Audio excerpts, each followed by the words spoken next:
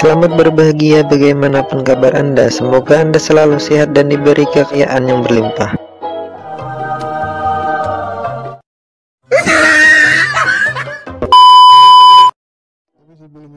Kembali lagi bersama Daida Review, di channel yang selalu memberikan informasi pendidikan jasmani dan rohani, sehingga akan membuat sisi terang dalam diri Anda perlahan muncul ke permukaan. Sesuai saran dari kaum rebahaners, kali ini saya akan membahas film The Swordman 2020 yang disutradarai oleh Choi Jae-hoon dan dibintang utamai oleh Jang Hong. Tanpa kalian harus mendownload filmnya dan menghabiskan waktu dan kuota, saya sudah merangkum filmnya selengkap, sejelas, sedetail, dan sesingkat mungkin. Makanya langsung saja, yuk, skoy.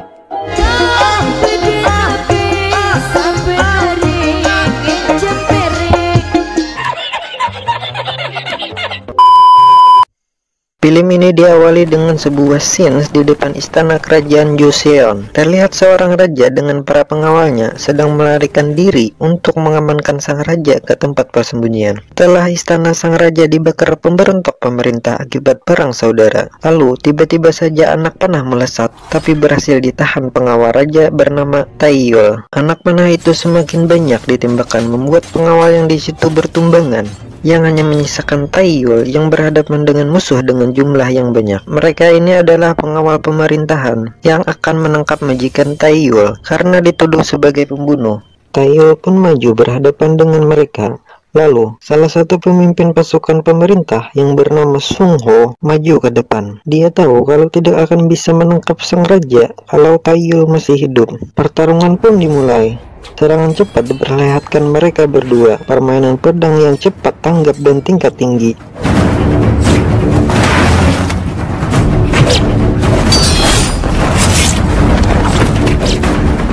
Yang akhirnya Taeyol terkena tebasan di tangannya. Lalu adegan berganti dan berpindah ke beberapa tahun kemudian. Diperlihatkan seorang anak gadis bernama Tae-ok yang ternyata adalah anak dari seorang Taeyol. Tapi Taeyol yang sekarang kini penglihatannya berubah menjadi kabur. Setelah selesai berburu, mereka pergi ke seorang tabib. Dia memberitahu kalau di daerah Hwasengtang ada obat paling bagus untuk mengobati mata Taeyol. Tae-ok pun merayu sang ayah untuk pergi ke kota tersebut untuk mengobati matanya itu. Awalnya Taeyol menolaknya karena asal Tae-ok sang anak sehat, kuota internet lancar, dan bisa ngudut tiap hari, itu sudah sangatlah cukup bagi Taeyol. Namun Tae-ok bersikeras membujuk sang ayah, walau Tae-ok harus pergi sendiri untuk membeli obat tersebut. Mau tidak mau Taeyol pun menyetujuinya. Lalu scene berpindah ke pemerintahan Joseon yang sekarang. Terlihat sedang melakukan rapat mengenai masalah keuangan kerajaan yang semakin hari semakin menipis. Raja bingung atas permintaan penukaran tahanan dengan sebuah uang dari kerajaan Ming. Para pejabat bilang kalau urusan itu biar dipikirkan keluarga tahanan, karena keuangan sekarang sedang kritis. Yang terpenting sekarang adalah mencari tahu tujuan sebenarnya dari kerajaan Ming. Setelah rapat tersebut, Sung Ho mengundurkan diri dari pemerintahan. Setelahnya, salah satu pejabat bernama Lee memberitahu kalau ada rumor tentang kelompok uang. Kelompok ini sering melakukan perdagangan manusia dan kelompok pembunuh bayaran. Adegan berpindah ke Taeyol yang sudah berada di kota Joseon. Tae-ok terlihat tampak begitu senang karena ini pertama kalinya ia pergi ke kota karena seumur hidupnya hanya tinggal di gunung. Tiba-tiba, terlihat segerombolan orang-orang seperti sedang terjadi keributan, dan saat didekati, ternyata itu kelompok uang yang diceritakan oleh Lee tadi. Kelompok ini bernama Huang. Mereka mengambil paksa salah satu wanita di sana untuk dijadikan budak. Terlihat suaminya memohon agar istrinya jangan dibawa. Lalu muncullah 3 orang berkuda yang merupakan ahli bela diri dari kelompok Huang. Suami itu memohon agar istrinya tidak dibawa, tapi dia malah dipukul. Tae-ok yang melihat kejadian itu ingin langsung menghentikan mereka, tapi ditahan oleh Taeyol ayahnya. Kemudian muncullah beberapa pengawal pemerintah. Awalnya mereka ingin menghentikan keributan tersebut, tetapi para penunggang itu bilang bahwa mereka adalah utusan langsung dari kerajaan King. Mendengar hal tersebut, para pengawal itu membiarkan mereka begitu saja dan mundur. Lalu scene pun berpindah ke kerajaan Joseon.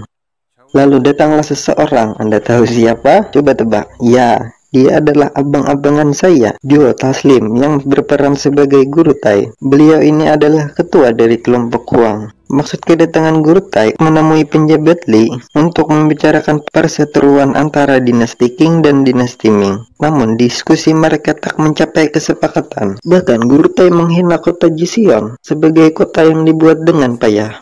Mendengar perkataan itu, Sung Ho pun naik pitam dan menghentakkan pedangnya ke lantai. Daripada kita melanjutkan pembicaraan yang sia-sia ini, lebih baik kita melihat pertunjukan pedang. Bukankah kerajaan ini memiliki pendekar pedang hebat? Ucap Guru Tai. Sehingga dimulailah pertarungan antara Sung Ho dan bawahan Guru Tai. Kita sebut saja si Gundul. Awalnya si Gundul menyerang dengan lebih agresif, namun kondisi berbalik ketika Sung Ho mulai serius dan mengubah kuda-kudanya, yang berakhir dengan kemenangan Sung Ho.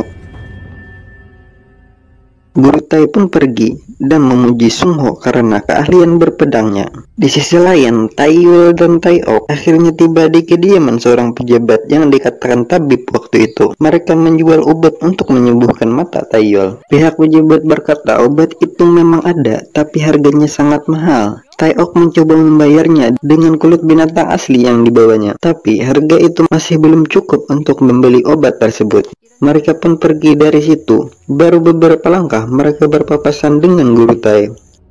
Ternyata tempat itu adalah kediaman pejabat Li.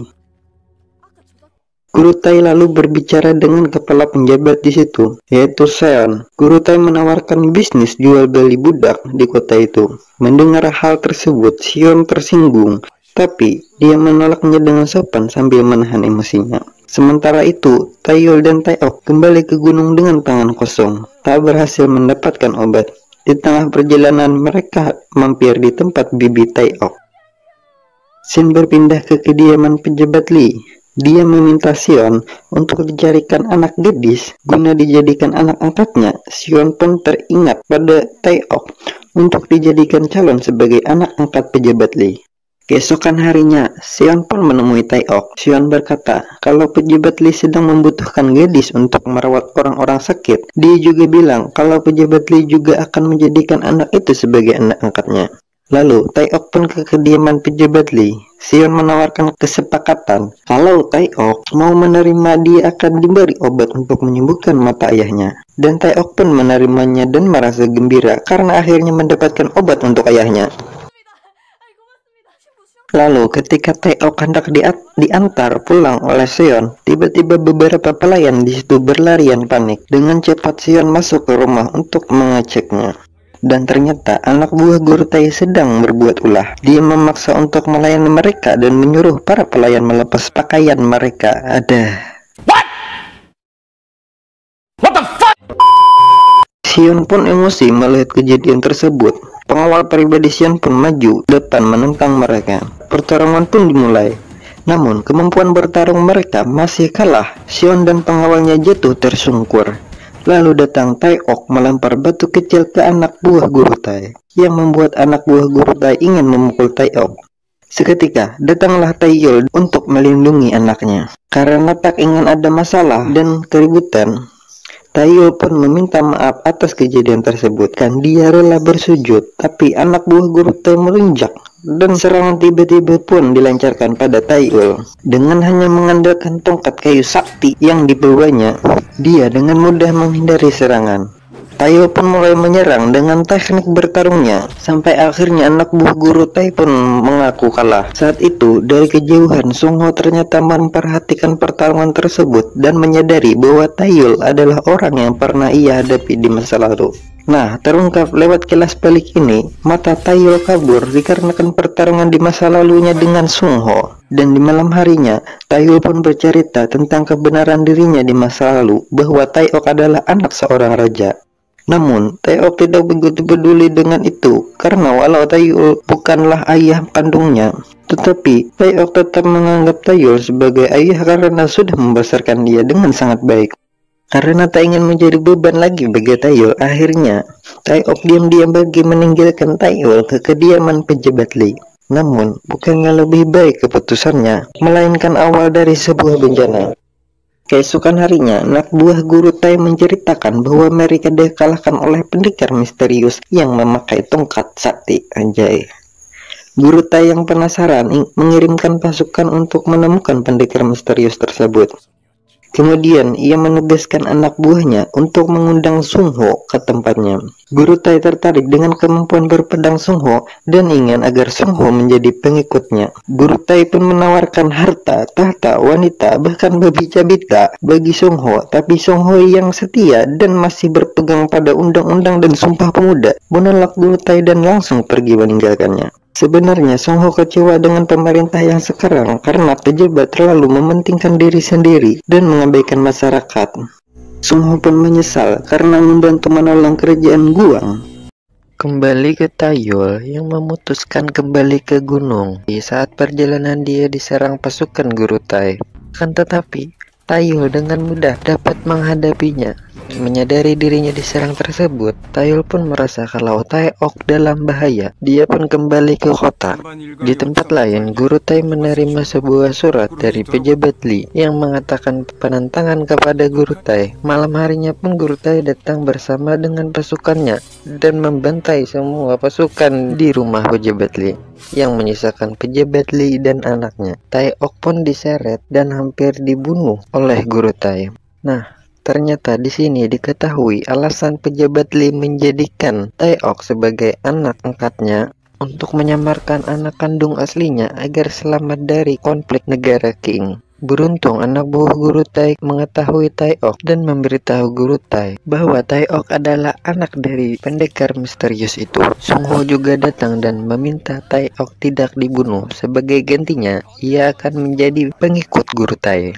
Adegan berpindah ke Hua Seng Tang. Si Gundul mengamuk dan menyiksa Seon. Dia ingin membalas dendamnya kepada Taiyul. Pucuk dicinta ulang pun tiba. Taiyul pun datang. Namun, apalah dikata, si Gundul dihabisi tanpa adanya perlawanan. Maksud kedatangan Taiyul di sini adalah untuk mencari putrinya. Seon pun mengajaknya untuk pergi ke tempat pejabat Li. Setelah sampai di sana, terdapat banyak mayat berhamburan di mana-mana. Namun, tak ada Tai Ok di situ. Bisa disimpulkan Tai Ok masihlah hidup. Berdasarkan informasi dari Seon, Taiyul pergi ke tempat berkumpulnya para pendekar pedang.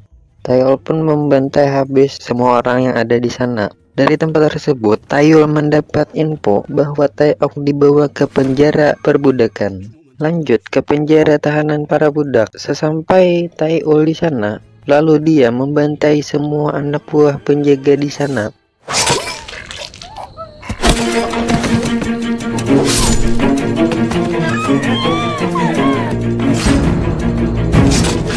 Namun, tidak ada juga Tai Ok di sana. Sampai di sini, kita harus merasakan perjuangan seorang ayah untuk menyelamatkan seorang anaknya. Lanjut.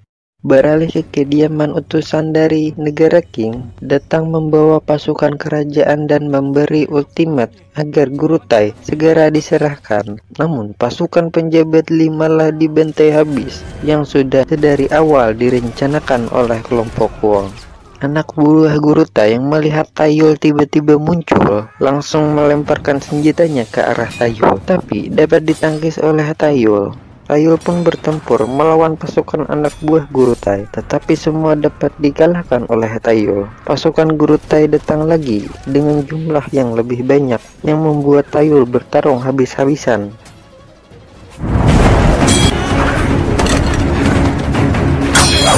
Alhasil, mereka semua dapat dikalahkan. Akan tetapi, Taiyul juga pingsan karena mendapat beberapa luka tersebut.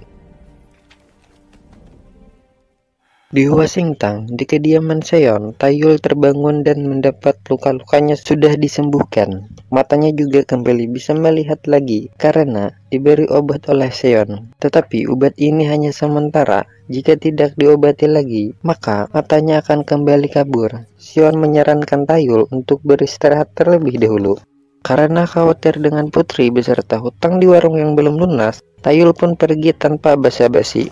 Dia pun pergi ke tempat teman lamanya. Di sana, dia diberitahu kalau kelompok Huang bertempat di dermaga. Dia juga diberikan pedang baru yang mirip dengan pedang lamanya. Tak ingin buang-buang waktu, Taiyul pun langsung tancap gas pergi ke dermaga. Sesampainya di sana, ada Sung Ho yang menanti kedatangannya. Mereka pun bertarung setelah sekian lama, namun lagi-lagi Taeyol dapat mengalahkan Sung Ho.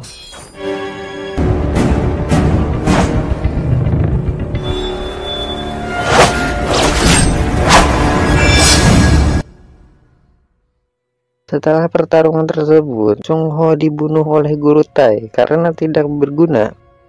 Guru Tai pun menantang Taeyol by one. Kalau Taeyol memenangkan pertandingan, maka putrinya akan dibebaskan. Pertarungan pun dimulai. Awalnya Taeyol terdesak oleh serangan Guru Tai.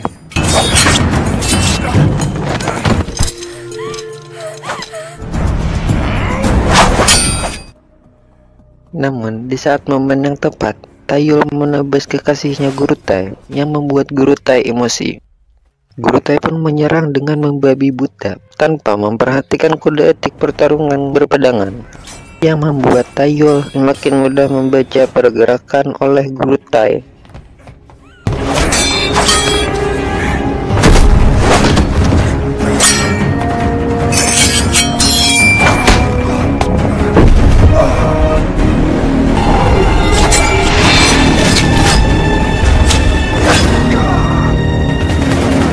Alhasil, Guru Tai pun dapat dikalahkan, dan dia pun dapat membebaskan putrinya Tae-ok. Keesokan harinya, mereka pun pergi kembali ke gunung dan hidup bahagia. Tamat. Pesan yang dapat kita ambil dari film ini adalah jangan menyakiti kalau tak ingin disakiti, dan janganlah bermain pedang karena bermain pedang dapat menyebabkan kebutaan, mengakibatkan tidak bisa melihat keindahan duniawi. Saya Dai beserta jajaran artis-artis Korea mengucapkan undur diri. Wassalam.